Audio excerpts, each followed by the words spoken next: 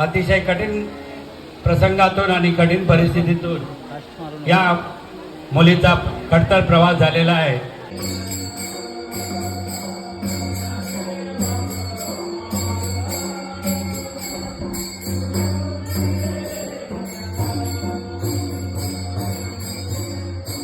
श्री मुंब्रादेवी मंदिर देवस्थान ट्रस्ट पिठभुमरी व श्री मुंब्रेश्वर मुंब्रादेवी विकास मंडळ मुंबई यांच्या विद्यमाने या दोन्ही मंडळाच्या वतीने त्यांना सन्मानपत्र देण्यात येत आहे।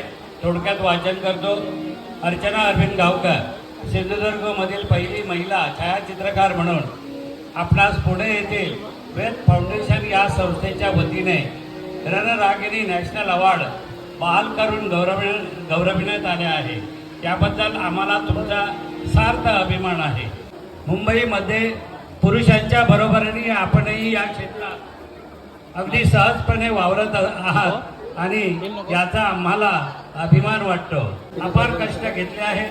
प्रतिकूल परिस्थितीवर मात करून आपण या क्षेत्रात स्वतःचा एक ठसा उमटवला आहे।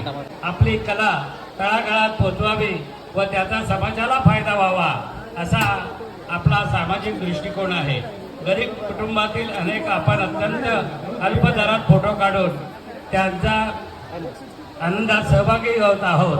सन्मानपत्र आपल्याला देत असताना आपल्याला पुढील उदंड आयुष्य मिळेल आणि मुंब्रादेवी माते चरणी आपल्याला प्रगती उत्तरोत्तर बहारत जावो असे मुंब्रेश्वर चरणी आम्ही प्रार्थना करतो। श्री मुंब्रादेवी मंदिर देवस्थान ट्रस्ट पिठभुमरी व श्री मुंब्रादेवी विकास मंडळ मुंबई असे हे सन्मानपत्र आम्ही त्यांना बहाल करत आहोत।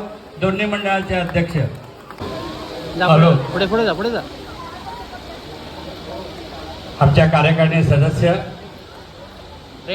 श्रीमती गावकर त्यांना श्रीफळ आणि पुष्प देऊन त्यांना सन्मानित करत आहेत। अध्यक्ष पांडुरंग डांबळे,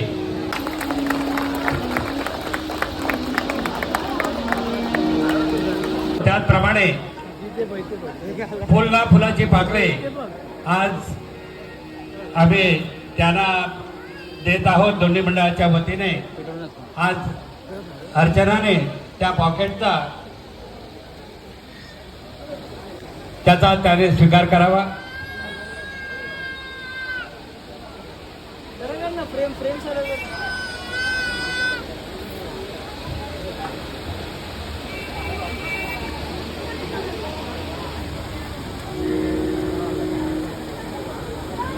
त्यांच्या मातोश्री अरुणा अरविंद गावकर यांनाही शाल श्रीफळ देऊन त्यांचाही सन्मान होत आहे। अतिशय कठीण प्रसंगातून आणि कठीण परिस्थितीतून या मुलीचा खडतर प्रवास झालेला आहे। त्यांचंही आम्ही दोन्ही मंडळाच्या वतीने आम्ही त्यांचं अभिनंदन करत आहोत।